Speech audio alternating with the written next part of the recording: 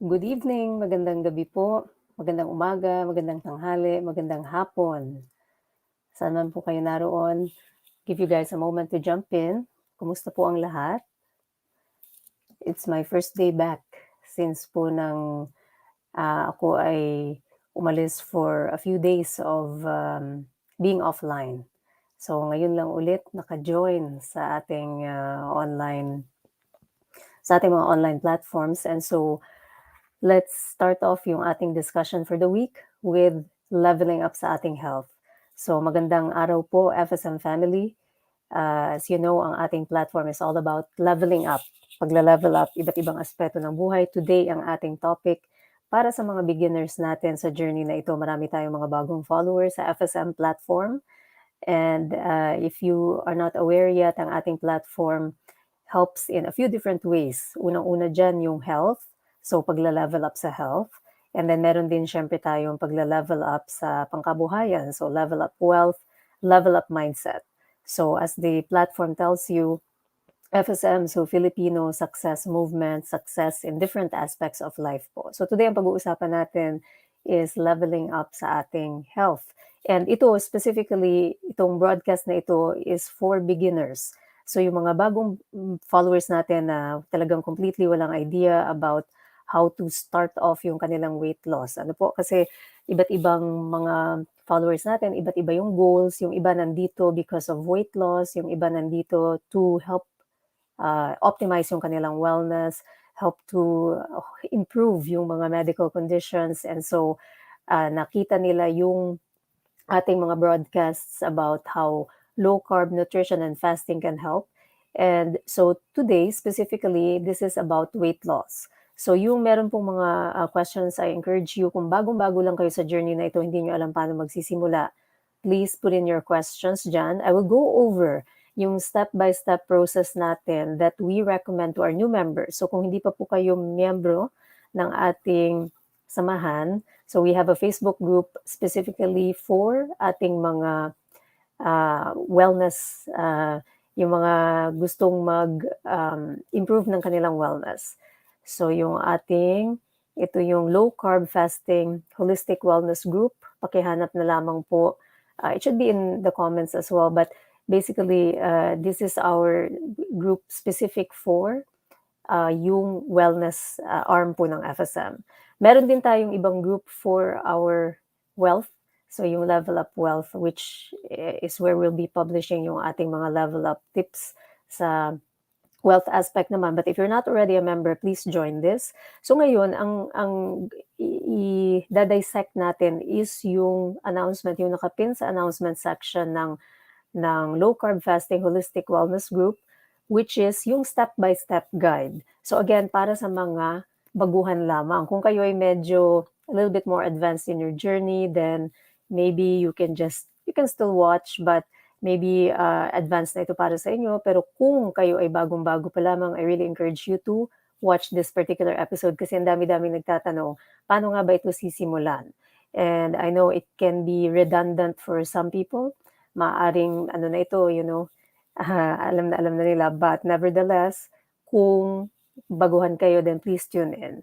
So, batiin ko lang po yung mga nandito. Miss Sally Salis, hello, good morning, good evening po, saan man kayo naroon.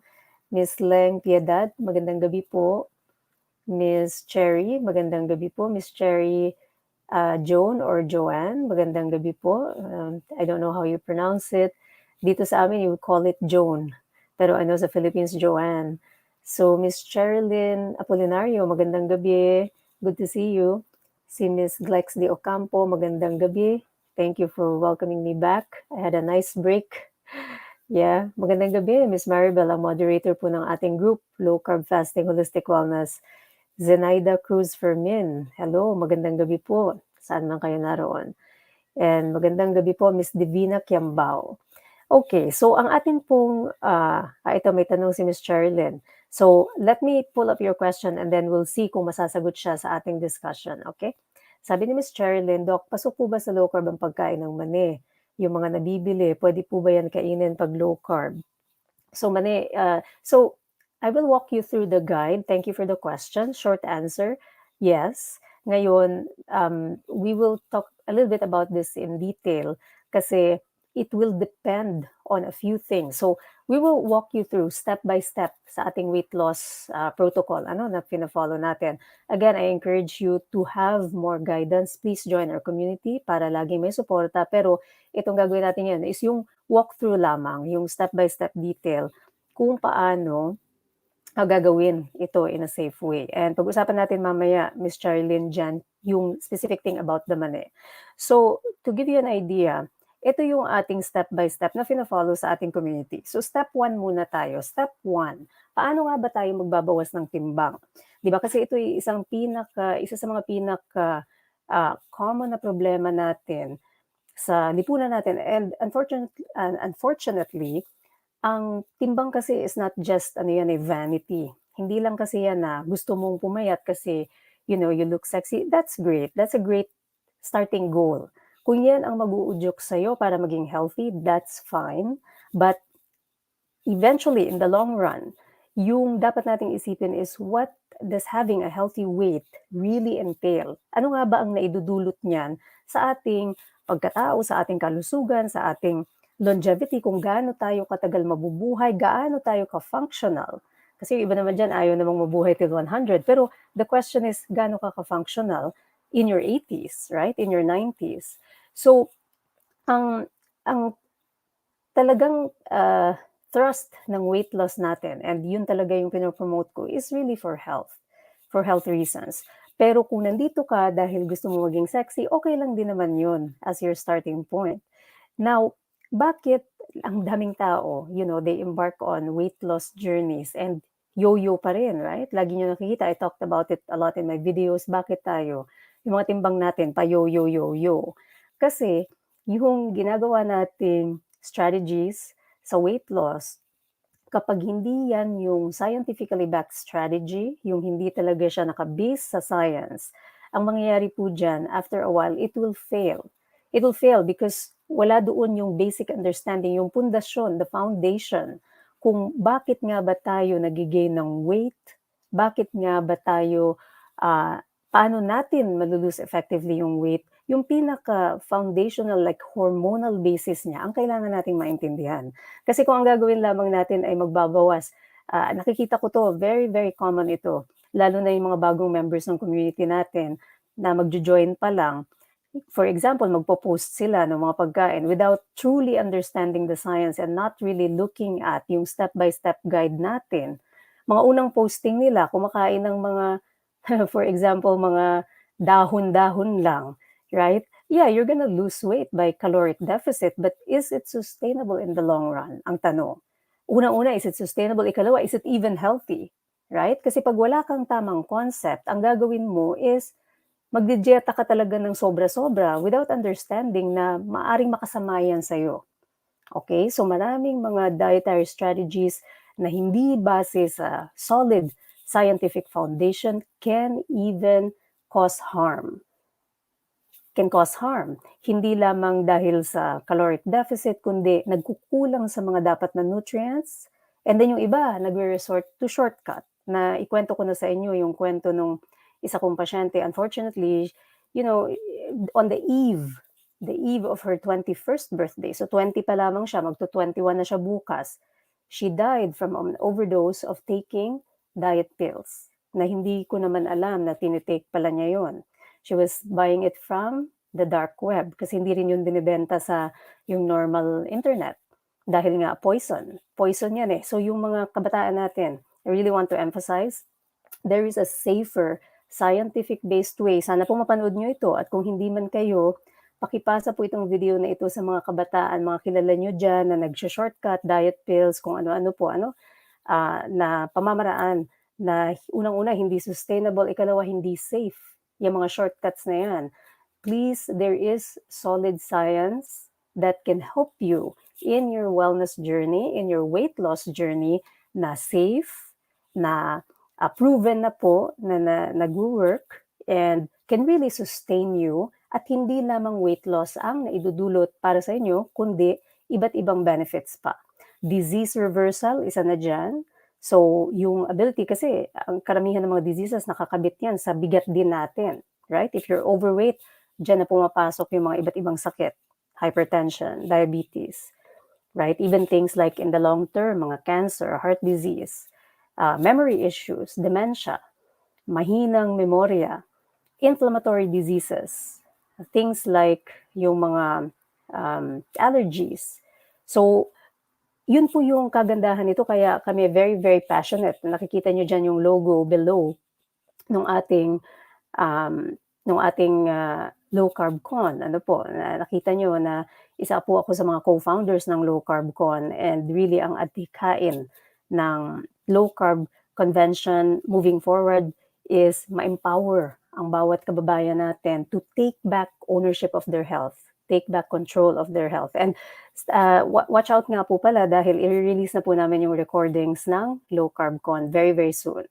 So, abangan na po natin yan sa mga nakamiss ng Low Carb Convention, really jam-packed with important scientific information na makakatulong sa inyo.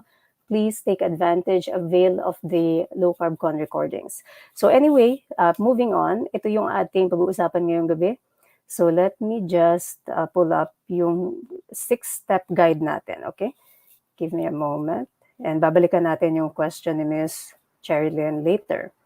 So the 6-step guide ayon sa ating group is unang-una would be start by going low carb. So again, ito ay nandoon sa group. Please join the group. Ayan po sa baba, Low Carb Fasting Holistic Wellness. So the first step is going low carb for 1 to 2 weeks. Bakit natin sinasabing 1 to 2 weeks? It's to give your body a chance to adapt to ease into. Adapt dito sa bagong pamamaraan ng pagkain na ito, bagong lifestyle na ito, bagong way of life na ito. Ayaw nating binibigla, so padahan-dahan, and ang kaakibat niyan is to download the nutrition guide. Ito, kung hindi nyo pa nakikita yan, yung nutrition guide nandun din yan sa ating group. Kung gusto ninyo ng malinaw na kopya, once you join the group, mag-comment kayo sa baba niyan if you want a PDF copy of this, then we can send you this by yung PDF para ma-print po ninyo kasi ito ang pinaka-foundation ng ating lifestyle. Itong food guide na ito is really a guide. Hindi naman yan nakaset in stone na sinabing, hindi ka na makakakain ng ibang food forever after. But it basically contains pinaka-foundation ng ating lifestyle na ito, lalo na sa mga beginners, to avoid confusion, number 1. Number 2, to set standards. Kasi syempre, pag iba't iba kasi, pag sinabi lang go low carb, wala ka namang idea anong kakainin mo, right?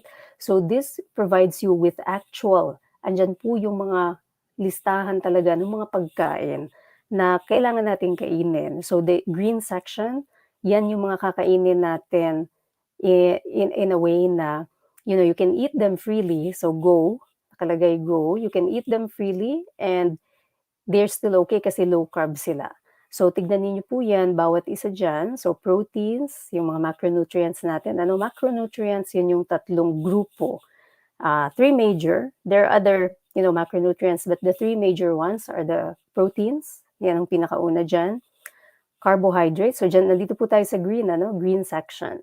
Carbohydrates, and then fats. Tapos yung others dito is yung ating mga, for example, ginagamit natin sa mga baking, mga condiments, mga ganyan po, So if you're eating mainly, so if you follow this guide, itong unang guide, which is to download the nutrition guide and eat according to itong guide natin, ang mangyayari po dyan, your body will become fat adapted.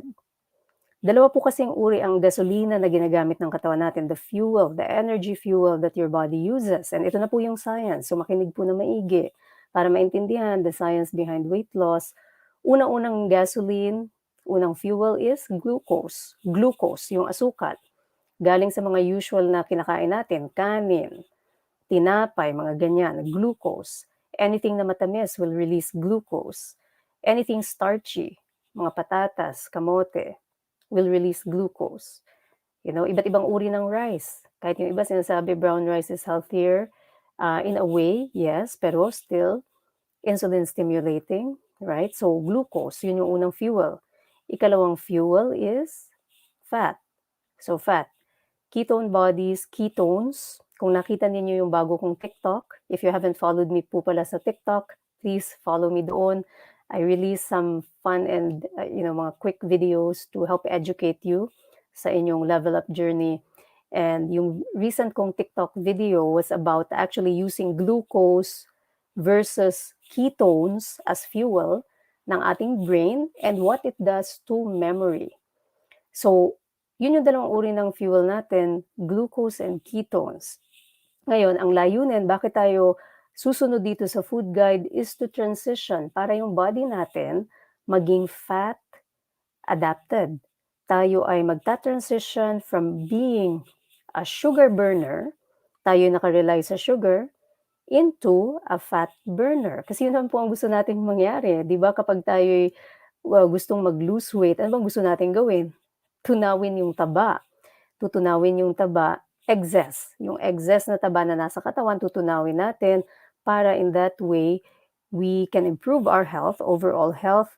We can then eventually work on improving also our muscle mass, right? And more on this later. But the first step, pinakauna po sa lahat ng nagtatanong dyan, napakaraming comments about this. Paano po simulan? Paano po sisimulan? Saan ako mag-start? Ano pong kakainin? So, Miss Cherilyn, kanina yung question mo, you will find yung peanuts, nandito siya sa yellow section.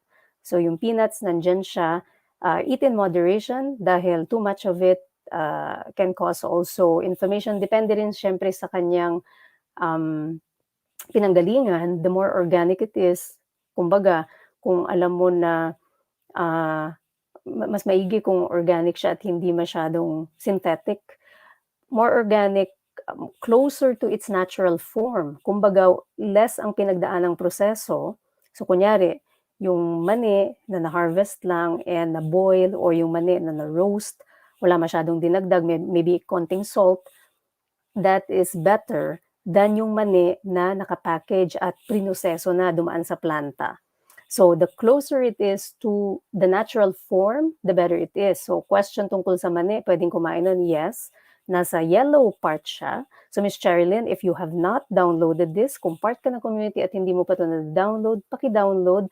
Nandyan mo makikita sa food guide na yan, lahat ng pwede mong kainin. So, the green and the yellow section are the areas kung saan pwede kayong pumili ng pwede nyong kainin sa inyong bagong way of life. So 1 to 2 weeks ang adaptation natin dito sa lifestyle na ito sa pagkain ng ganitong uri ng pagkain. So let me just remove that. Ayan. So yun yung unang step po. Unang step, go low carb. Bakit natin gustong mag-go low carb? Dahil sa hormonal basis ng weight loss. Sinabi ko na yun kanina, you want to transition from sugar burning to fat burning. And mangyayari lamang yan. Hindi yan mangyayari kung hindi kayo maglo-low carb. Kahit po anong sabihin ninyo na, kinakain ko naman brown rice. Kinakain ko whole wheat bread eh. Whole wheat bread. Hindi naman ako nagre-rice. Kumakain lang ako ng whole wheat bread. So, yung mga ganon will be in the red section ng food guide natin. Any wheat-based products. Nakikita ko to lagi sa mga bagong members. Wheat-based products, nandito yan sa red section. Ayan, sa baba. Tanggalin ko lang ito. Yan, sa baba. Stop. Do not eat and drink. Bakit? Dahil nakabase siya again sa hormonal basis ng weight loss, which is, sino po maglalagay? Hormonal basis is, ayan, boss insulin, right? Si boss insulin. Kada kain, depende kung anong kakainin, lalo na itong nasa gitna, carbs will cause increased insulin production. And ano mangyayari pag maraming insulin? More fat production. Gusto mo na nga mag-lose weight. So bakit mo pa ngayon isa-stimulate si insulin? Of course, if you don't understand the science behind this, then iisipin mo, okay lang ang wheat bread. Healthy naman yun eh. Okay lang kumain ng kung ano-anong mga grains. Kasi pinapromote yan, right? Different kinds of grains. Okay lang daw kainin yun. But if you're not understanding the science behind the insulin stimulation, then ang mangyayari ay kahit akala mo kumakain ka na ng healthy whole wheat bread, lahat whole wheat, lahat grains, mga black rice, red rice, mga ganyan, it's still going to stimulate insulin. So yun yung nagiging issue. Ito na nga lang kinakain ko, mataba pa rin. Because you're still stimulating yung pinaka-master hormone regulator, which is boss insulin. So that's the first step. So sa mga nakamiss, again, ito po yung panoorin niyo yung video later, but that's the first step. Go low carb. 1 to 2 weeks, allow your body to become fat adapted. Use fat as fuel. Burn your fat. Yun muna ang gagawin. Huwag masyado mag-isip ng kung ano-ano. Kasi masyado tayong maraming changes na ginagawa in a short span of time, mas lalong na-overwhelm tayo, hindi natin gagawin. So the very first step, use the food guide, go low carb. Gaano ka low? Ito, example. So again, nasa community natin ito. Kung gusto ng lahat ng resources, kompleto doon. Gaano ka baba? Well, you choose between ketogenic or moderate. I suggest, kung bagong-bago lamang kayo, kung talagang galing kayo sa super duper high carb diet, which is the usual, mga sabihin natin, 3 cups ng kanin, tinapay in between. So that's maybe around 200, 300 grams. Tingnan natin comparison. Tingnan nyo ito. So kunyari, galing kayo so look at this, 50 grams of carb on each plate. Kunyari, yung kapiranggot na kanin na yan, so maybe a cup will be 50 grams. So kung galing kayo 3 times a day ng kanin, so that's 150, Tatlo, 3 times 50, so 150, plus meron pa kayong snack na tinapay, sabihin natin 2 beses sa isang araw may tinapay kayo, so that's another 100. So that alone, wala pang ulam. Wala pa yung ulam wala pa yung ibang So that tinapay alone 3 times a day with the rice 3 times a day with the tinapay in between will already give you around 200, 250 grams. So kung galing kayo sa ganun kataas na carb allowance per day, then I suggest huwag niyong bibiglain yung katawan niyo, otherwise you're gonna get so many side effects. So anong gagawin? You go first to liberal. So liberal, ito yung magtatanggal na muna kayo ng mga rice. So yun muna ang maybe first step. Again, to lessen the effects of transitioning to keto, to fat adaptation. Otherwise, maraming side effects, leg cramps, mga sakit sa ulo, panginginig, mga ganyan po. And I believe sa Low Carb Con page, Doc Fee was talking about yung mga side effects and how to address them. But to lessen, kung bagong-bago sa lifestyle na ito at galing sa sobrang taas na pagkain ng carbs, then liberal muna tayo. So 50 to 100 grams per day. Again, flash ko lang ito sa mga na late. Ayan, 50 grams per day. Isang cup lang ng rice. Kung 3 beses kumakain sa isang araw with the tinapay will give you around 250. So para hindi mabigla, punta muna tayo sa liberal low carb. And then, maybe after a few days, punta na tayo sa moderate, which is, as you can see here, mainly protein po. Tingnan nyo, yung karne, moderate is the one in the middle, 20 to 50 grams per day. Andyan yung protein, tapos mainly low-carb veggies. Anong ipapartner? E di yung nandoon po sa food guide. Medyo mahal. Don't worry, marami pong Filipino alternatives. Maraming mga pagkain na bibili natin dyan. Maraming gulay sa Pilipinas na nakalista po dito sa ating green section na pasok sa budget natin. So huwag iisipin na ang low carb, kasi isa yan sa mga pinaka-common myths. Ang paglo-low carb daw para sa mga mayayaman lamang. Hindi po yan totoo. Join po kayo sa community namin at makikita nyo yung iba't ibang spectrums, yung iba't ibang ranges of mga budgets ng pagkain ng low carb, choosing from our food guide here, combinations po. Ito kasi, this drawing is lifted from Diet Doctor, which is Western-based. However, marami tayong example. So, like sa community namin, daming nagpo-post. For example, mga Filipino na mga gulay, kangkong, talong, sitaw. So, these things, ano pa ba yun? Mga talbos ng kamote. So these are malunggay, right? Ampalaya, these are all low carb. And papalitan niyo lang, use your imagination, papalitan niyo lang yung sidings, pili kayo ng protein. So dito imbis na kasi I understand mahal siguro ngayon yung mga broccoli especially pandemic ano, medyo mahal yung mga ganyan, broccoli, carrots, mga ganyan. So palitan na lang natin ng mga Filipino, substitutes. Puwede naman yun and then choose your protein, it can be isda, it can be kung medyo mahal kahit yung mga chicken feet, yung mga gano'n po ano, mga, laman loob, puwede rin yun, mas mura. Puwede rin yung mga things like chicharon. So, use our food guide to get your proteins.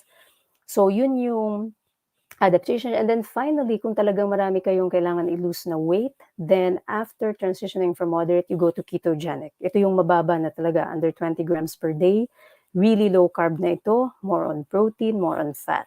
So again, it depends on your weight loss goal. So kung ano yung goal ninyo, gaano kayo, saan na kayo sa journey ninyo, uh, that'll help you create yung iyong low carb allowance. So most of the members of our community are either in the moderate or ketogenic. So yun yung una pong step. Going low carb, gawin ito for 1 to 2 weeks. Kung hindi pa makapag-adjust, you can go longer. Again, itong guide natin is not set in stone. You can certainly adapt this according to your own needs. Siyempre, again, always disclaimer is make sure na kayo ay may clearance din from your doctor. Baka kayo may mga medical conditions na currently ay not well controlled, then I suggest kayo ay makipag-usap sa inyong doktor. Ngayon naman, kung inyong doctor is not really on board with this, I can recommend to you yung mga doctors natin who are low-carb advocates. You can find them in the low-carb con page. Nandun po sila lahat. Sila Doc Grace, Doc Fee, Doc Suseth, Doc Mike, napakarami po dyan, Doc Brian for pediatrics. So pakihanap po yung kanilang mga pages doon kung kailangan ng gabay sa low carb nutrition when it comes to yung medical conditions din ninyo, paano yun pag how to coordinate that, paano yun ipaplano ng maayos. Kasi sometimes yung may mga maintenance medications need yung patnubay po ng doktor. Ang aking lisensya ay Canadian lamang. If you're in Canada, then you can contact my clinic, but I don't provide consultation sa mga outside of Canada. Kasi labas na po yan ang coverage ng lisensya ko. Pero for Philippines, please go to our Low Carb Con page. Makikita nyo doon yung mga licensed doctors sa Philippines. So yun yung unang step po. Ikalawang step, after nyo magawa na 1 to 2 weeks kayo ay nag-low carb, anong susunod na gagawin? The natural progression would be, and you don't even have to think about it, hindi ninyo pupwersahin dahil naturally, ang katawan nyo mismo ang magpaparamdam sa inyo na kayo ay fat adapted na. Paano malalaman? Hindi na nakakaramdam ng gutom kahit may katagalan na since ng last na kain. How long?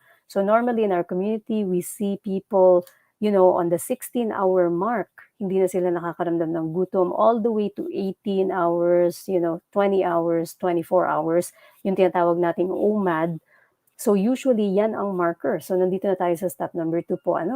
Once fat adapted, you can fast for longer, 16-8 or 18-6 or more. So yan ang sasabi sa inyo na fat burner na kayo. Bakit ganun? Because una-una, fat is much efficient, much more efficient na source ng energy. 1 gram ng fat will give you 9 kilocalories ng energy. 1 gram ng asukal, glucose, kung kayo sugar burner pa, will only give you 4 kilocalories. So, ang difference nila in terms of the energy they give and also, kapag kayo'y fat burner na, nanunumbalik yung inyong sensitivity sa inyong mga hunger signals, mga hunger hormones, mga satiety hormones na dating nawala na. Kasi pag tayo very, very high carb, nawawala po na almost, your body, parang it fails to listen to these hormones. Mawawalan siya ng ability to listen sa mga satiety hormones natin na dapat magsasabi sa atin, tama na, busog ka na. Or yung ating hunger hormones, yung signal na yun becomes blunted. Now, once you become adapted again, ang mangyayari dyan is manunumbalik yung sensitivity. Yung katawan mo magiging sensitive ulit siya sa signal ni leptin, sa signal ni ghrelin, which are our hunger and satiety hormones. So, dito mo mararamdaman na, oh, I'm not really that hungry, so why would I eat, right? So, isa yan sa mga markers na kayo'y fat adapted na 16 hours nang dumaan, 18 hours nang dumaan, hindi pa rin kayo gutom. And that's normal, huwag matatakot. Why? Saan siya kumukuha ng energy? Dangerous ba yun? Not really. If you have fat stores to be burned, kung meron kayong fat storage system, doon siya kukuha ng energy. Remember, gusto nyo nga mag-lose weight. So, why would you feed yourself kung meron namang pagkukuhanan yung katawan ng excess na taba, excess storage, excess energy?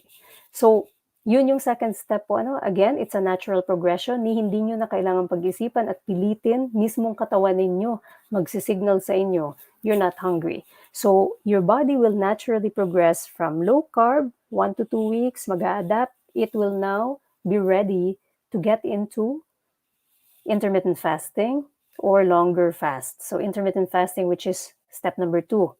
Step number 2 is yung makikinig na tayo sa katawan natin. So we go fasting. Ngayon, ano-anong mga protocols niyan? Iba't iba po. Na-discuss ko na yan dati. Pakipanood yung video sa YouTube. Iba't ibang protocols niyan. Merong 12 hours, 16 hours, 18 hours. To get the most benefit, mas maganda yung makapasok tayo at least man lamang sa 18 hours para activate natin yung tinatawag nating autophagy. I've already talked about autophagy. Ito yung pamamaraan ng katawan natin to clean up. Clean up yung mga defective proteins para ito'y makatulong sa disease reversal, makatulong sa pag-heal ng ating mga karamdaman because it's allowing, the body to heal, to clean up. Ito'y nakakatulong sa pagpapahaba ng buhay, longevity. Right? So at least 18 hours. Some people say, even 14, 16 hours magsa-start na yan. But at least 18 hours kasi dun talaga siya mag-kick in ng maayos. And if you want to reach the peak, you can go for extended fasts. But again, you need to have guidance ng doctor. And I talk about that doon sa aking wellness program. If you're interested, kung gusto niyo yung matuto paano magawa itong mga extended fasts, I do have this. So, please join. Kung gusto niyo ng guided program, low-carb fasting exercises, meal plans, meron ding workouts dyan, and how do you do an extended fast safely? Kasi kailangan yan magawa ng safe. Hindi po yan basta-bastang, because of many considerations, mga side effects na kailangan, mga supplements na kailangan. So, that's for step number 2. So, ngayon, step number 3, very important. At ito, na-overlook ito ng mga tao. Some people think enough na yung LCIF. I've also seen, kasi LCIF, LCF, right? I've seen a lot of people, initially, napakaganda ng effect ng journey na ito sa kanila. Because they look at the benefits, nag-lose na sila ng weight, and, gumanda yung mga medical conditions niya, but it's still not a guarantee na masusustain mo ito kung kulang ka sa mga susunod na steps. So the step number 3 is have good quality sleep. Good quality sleep. Bakit? Bakit importante yan? Importante yan because again, weight loss is an interplay of hormones. Although, master regulator natin si insulin, but meron pang mga ibang hormones that can affect weight loss if hindi mo na-optimize yung function nila. So in this way, one of the biggest ones is yung stress hormone natin, which is cortisol. So stress hormone, cortisol, tumataas yan pag kulang ka sa tulog kasi you're putting your body in kind of like a stressed state. Not to mention, napakaraming side effects kapag ikaw ay may poor sleep. Right? Kaya yung mga taong hindi masyado, yung kanilang tulog is not optimized, mapapansin, they will start to gain weight sa kanilang midsection. Kaya kung nagsistruggle ka to lose, nag-LCF ka naman, low-carb fasting, you're struggling to lose belly fat, look at your sleep. Baka ang problema is yung tulog mo. Kasi if your cortisol is always on the rise, napakataas niyan, you will deposit belly fat. Mahirapan ka mag-lose ng weight sa midsection mo. Yung mga bilbil na yan, di yan matatanggal. Not to mention the effects ng, high cortisol sa iyong mental health, right? Because mental health has a big role to play as well sa iyong weight loss journey. Right? So, maraming layers, iba't ibang layers. Again, I talk about that in my program as well. So, yun po yung isang consideration. So, that's step number 3. Then, step number 4 is exercise. So, ito yung favorite ko. Now, something about exercise that I really want to emphasize on sa inyo po, exercise should not be yung pinakauna ninyong strategy for weight loss. Bakit? Kasi nga po hormonal basis, right? Hormonal basis. And I discussed this din doon sa low-carb con talk ko about yung energy, energy consumption ng katawan. Bakit nga ba? Although nakikita nyo, I always advocate for exercising dahil marami yung mga health benefits, pero hindi siya ang first step. Kaya nga nandyan siya sa pang-apat. Right? It is a supplement. It's a great supplement, but it's not the first step in weight loss. Dahil very, very small amount yung nako-contribute ng exercise in your energy expenditure. Yung way na ang katawan mo'y gastos ng energy, maliit lang yung contribution ng exercise doon. Malaking amount, and I've talked about this in past videos, pakihanap na lang po sa YouTube yung alin ang mas effective diet or exercise. Na-explain ko dun yung science. Alin ang mas effective diet or exercise. Bakit nga ba yung diet ang pinaka-importante na first step? Not to say na hindi ka na mag-exercise. It's because of that energy expenditure. Ano yung percent na hindi kina-contribute ng exercise? We always say yung as a general rule, hindi naman ito set in stone, 80-20 rule, parang 80% diet, 20% exercise. But in reality, yung kanyang percentage is really low. Almost like parang mga nasa 6%, 5% lang siya. And so, kailangan na maintindihan natin na ito ay magandang supplement, maganda itong gawin. In addition to your lifestyle, marami din itong benefits, lalo na kung medyo nag-weight loss stall ka na. Usually kasi sa lifestyle na ito, makikita mo dramatic weight loss within the depends on the person, first month to 3 months, even up to 6 months, and then magsusstall. Pag nag-stall na, nawawala ng loob. And so dito papasok, very important exercise. Pero hindi lang basta-bastang uri ng exercise po. And again, nandyan po yan sa, meron tayong mga guided exercises doon sa ating wellness program designed para matulungan kayo to really maximize anong uri ng exercise ang gagawin po natin para ang energy expenditure ng katawan natin will actually go up. Kasi yun yung secret eh. It's not so much na nag-jogging ka, right? Maraming tao, they do aerobics, aerobic type of exercise. That's good. It's good for cardiovascular health. But if you want to maintain yung iyong weight at a specific level and you want to really maximize yung exercise, meron siyang specific type of exercise na kailangan gawin. And that's what I actually personally do. Nakikita nyo, I'm always exercising, but I'm doing this specific kind of exercising. And ito yung nakakatulong how I maintain my weight, how I maintain my good health, my endurance, my flexibility, cardiovascular health, mga ganyan po. May mga specific markers po tayong kailangan ma-hit pag tayo mag-exercise. Hindi lang yan basta-basta mag-workout ka, okay na yan. Hindi lang basta-basta makapag-hit ka. Hit, high-intensity interval training, okay na yun. No.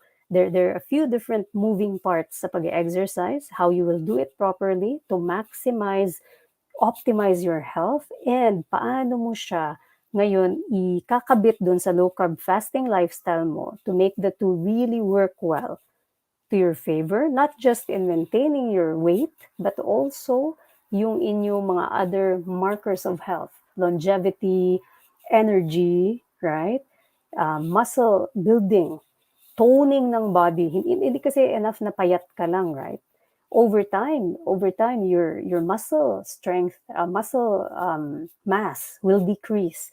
And that will predict later on yung insulin resistance din natin, because naturally, as we get older, we get more insulin resistant.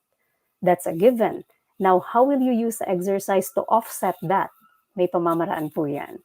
So, again, it's beyond the scope of my talk. Kung gusto niyo na magkaroon ng component na ito, I'm encouraging you to join po itong ating guided program para makita nyo po yung part na yan na sinasabi ko, so that you can effectively maintain itong weight loss. So ayan po yung ating guided program. Pakihanap na lamang. Nandyan yan sa mga pages ko, Iris Radev MD.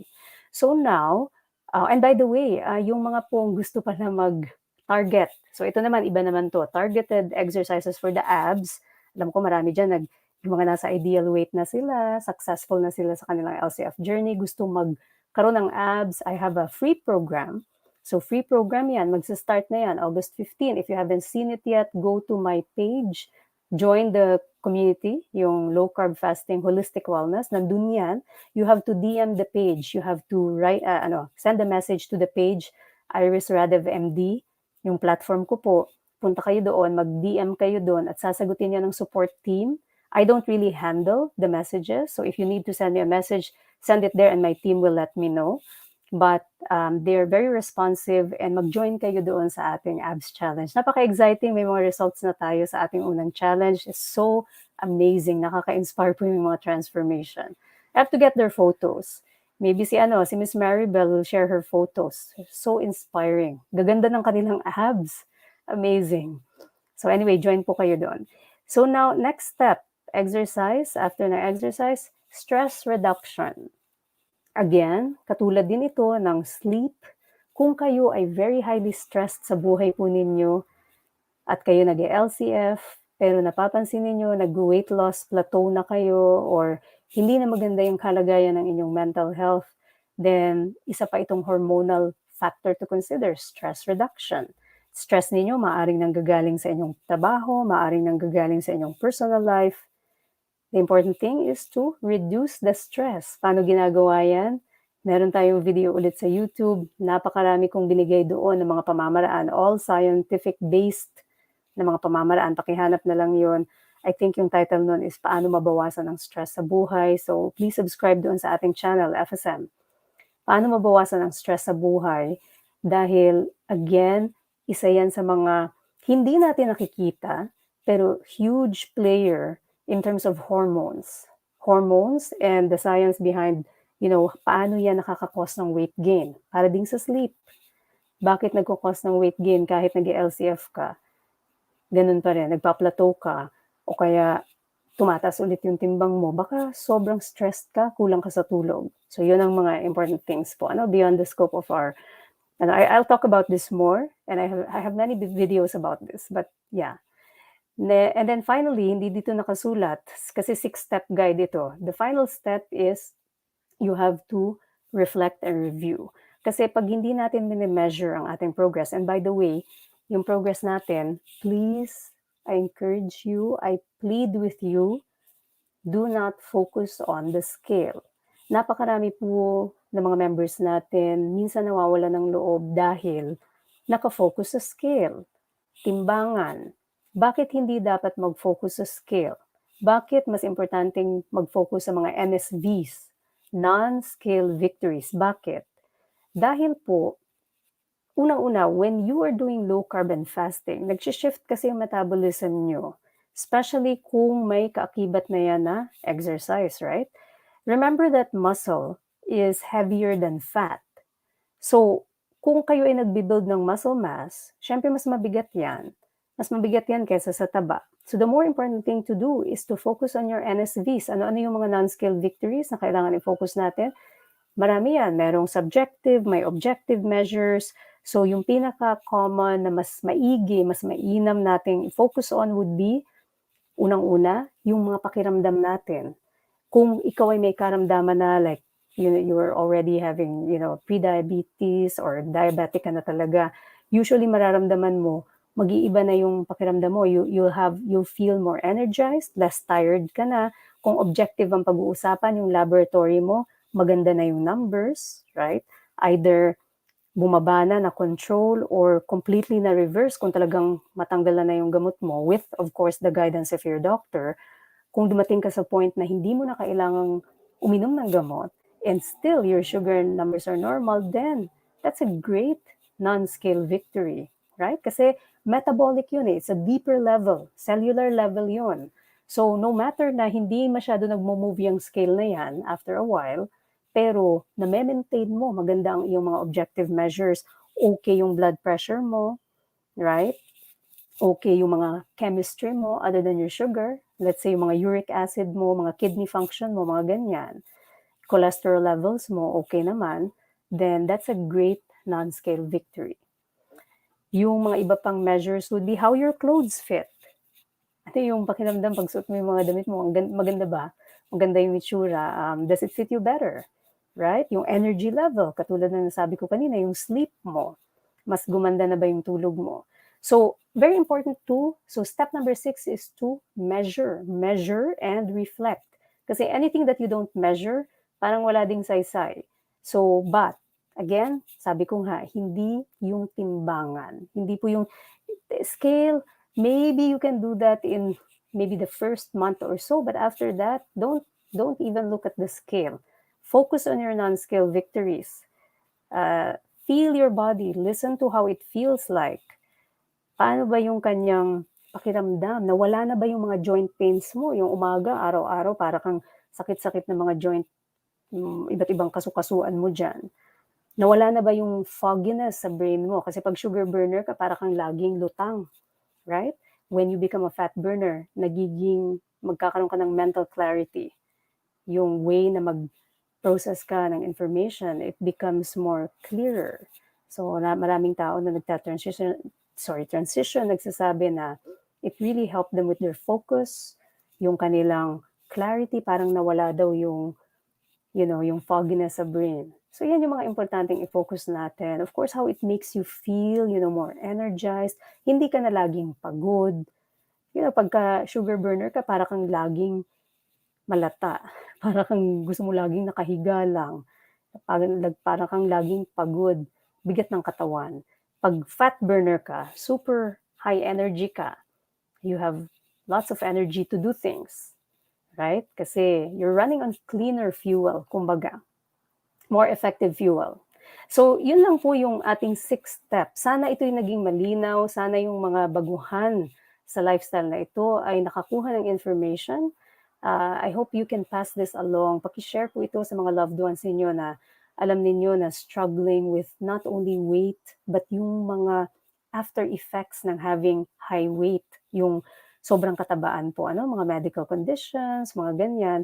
Share this video po. Sharing is caring because they really have to understand yung hormonal basis. Hindi lang yan basta kakain ka na lang ng dahon, papayat ka na. Right? It's the wrong notion. Again, you have to do it the proper way. Marami tayong gabay sa community natin paano gawin, paano gumawa ng low-carb plate, ano yung tama. Nandun po yan lahat. Ito yung isa sa mga resources, how do you make the low-carb plate. Andyan yan, nandun yan sa community natin. And so, please, join our community. So, low-carb fasting, holistic wellness. Maraming iba't ibang communities din na authored by our low-carb con mga speakers. And I encourage you to join as many communities as you want para makita niyo yung iba't ibang approaches.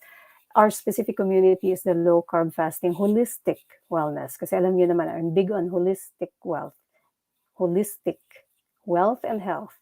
Hindi lamang isang bahagi, right? Kasi maraming interplay yan. Hindi lang sabihin lang mag-lose weight ka lang. No, it's more than that. So, please join our communities. And tingnan ko lang dito, yung hindi ko na po masagot, I'm gonna go soon. Yung hindi ko po masagot, maybe next time, maybe I'll pull up a few questions. Sabi ni Miss M.M. Gaddy, waving here, watching from UAE. Talaga po bang kapag nasa 30 plus na humihina na ang metabolism? Yes, Miss M.M., usually, not so much in the 30s, but usually 40s. 40s and up, talagang nagdi-decline siya. So we need to, and this is why it's so important to exercise. Important talaga yun dahil That's the thing that's going to boost your metabolism on top of yung low-carb fasting. Okay, so si Miss Angie, kulang po ako sa tulog tsaka may goiter po ako. So Miss Angie, again, I'm stressing the importance of, unang-una, stabilizing your medical conditions. Kasi kahit anong gawin nating low-carb fasting, kung hindi natin i-address yung source, for example, in this case, kasi mga thyroid conditions is a big metabolic player. So kung hindi natin i-address yung metabolic issue, mga medical disorders underlying, at hindi yun stable, hindi po mag-work yung mga strategies natin. So please contact your doctor, have your labs assessed, have the physical exam, tignan kung mag-stabilize na yung medical condition, then that's the time na kailangan nating tutukan yung ating lifestyle. Otherwise, hindi mag-work siya. And of course, sleep is a major player. Kaya nga po, if you see my posts, lagi po akong nawawala, lagi akong nag-offline because fasting from technology, regularly fasting from technology is also important, mga friends. And I know that is maybe counterintuitive dahil, through technology, kaya nyo nakikita yung mga platform na ito. Pero there is a better way naman to consume technology so that hindi siya makakaapekto po sa inyong pang-araw-araw na buhay in a negative way. So, other than fasting sa pagkain, kailangan po talaga natin mag-fast from technology. Consume only the information that will help you. Yung impormasyon na makakatulong lamang and at specific times. Hindi laging 24 hours a day ka naka-online. Maybe, here's a test for you. Check nyo nga po.